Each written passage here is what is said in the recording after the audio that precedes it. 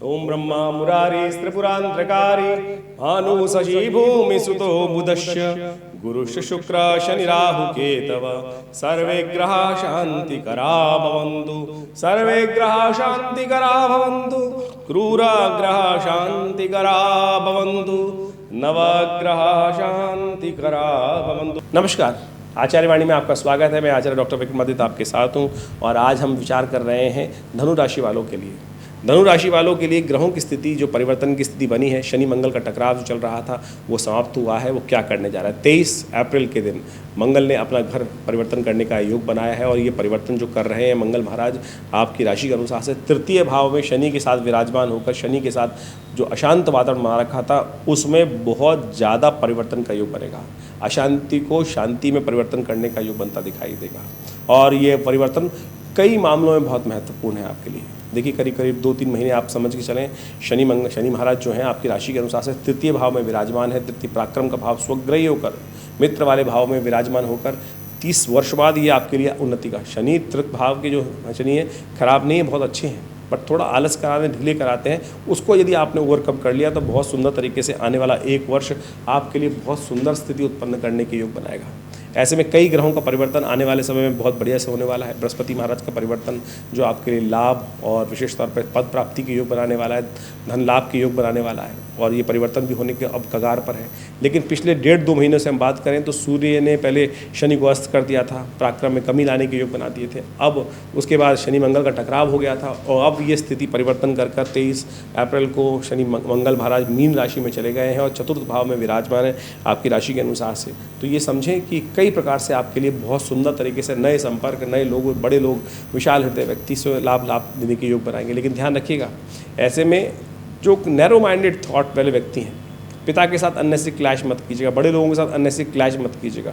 यहाँ आप थोड़ा सा उसमें फंस सकते हैं। बस इससे बचते हुए कार्य कर लेंगे कि केवल हर जगह बहुत ज़्यादा एडवाइस देने से, उन सब चीज़ों से बचने का आपको प्रयास करना चाहिए। इस समय का लाभ, अपनी इंट्यूशन पावर का लाभ, अपने संपर्कों का लाभ यदि आप लेते हुए शांत भाव से काम कर पाएंगे तो बहुत सुंदर तरीके से बहुत जल्दी काम करने का प्रयास कीजिएगा। देखिए, शनि महाराज अब यहाँ पर करीब 1 साल ही विराजमान है। वैसे 2.5 साल तक रहते हैं और लेकिन अब शुद्ध स्थिति में रहेंगे, बहुत सुंदर तरीके से रहेंगे और ऐसे में परिवर्तन से पहले ये जो सब 1 साल है ये आपको बहुत कुछ देने के योग बनाने वाला है। तो बस धर्मयुक्त रहिए, धर्म से दूर मत भागिए, क्योंकि शनि की दृष्टि धर्म पे पड़ रही है, वो धर्म से आपको थोड़ा दूर भगा सकती है। थोड़ा धर्मयुक्त कार्य करने का प्रयास करेंगे, परमात्मा का स्मरण करते रहेंगे और इन दिनों तो खास तौर पर देखिए, हनुमान जयंती वाले दिन ये परिवर्तन का योग बना है। तो हनुमान जी से आशीर्वाद लेकर उनका स्तवन करते हुए इस समय का लाभ लेना चाहते हो तो ध्यान रख लो, हनुमान जी आपके बेड़ा पार कराने वाले हैं।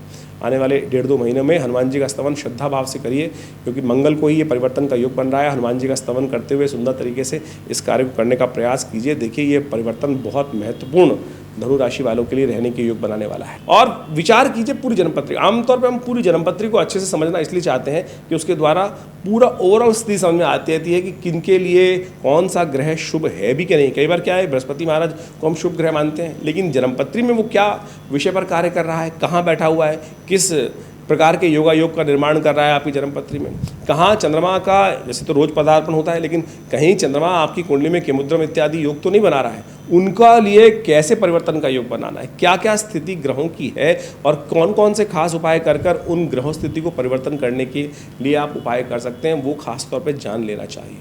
और हमारा ये संस्थान विशेष तौर पर लगातार ऐसे ज्योतिष के बहुत सारे विषयों पर बहुत सारे शोध कर बहुत सारी पुस्तकें भी लगातार छापने का प्रयास करता ही है। बहुत सारे कार्य करते रहते हैं, बहुत सारे आश्रम पर नित्यपति यज्ञ भी चलते हैं, उन सब में भी आप सम्मिलित हो सकते हैं। हर रविवार को एक विशेष कार्यक्रम होता है, हर मंगलवार को विशेष तौर पर भगवान का स्तवन होता है। माँ दुर्गा की सिद्ध प्रतिमा है जो 1947 में मुल्तान से आकर यहाँ प्रतिष्ठित है। आज आचार्य श्री केशव देव जी के द्वारा इस संस्थान की स्थापना की गई 1900 करीब 60 के आसपास, और तब से विभिन्न पराविद्याओं के विषय पर हम लगातार कार्य करते रहते हैं। चाहे वो मंत्र विज्ञान है, चाहे वो यज्ञ विज्ञान है, चाहे वो विशेष तौर पर और भी योग इत्यादि, ज्योतिष इत्यादि, आयुर्वेद इत्यादि, इन सब पर। हॉस्पिटल भी है, योग प्राकृतिक चिकित्सा का 100 बेड का हॉस्पिटल है, गौशाला है आश्रम के अंदर।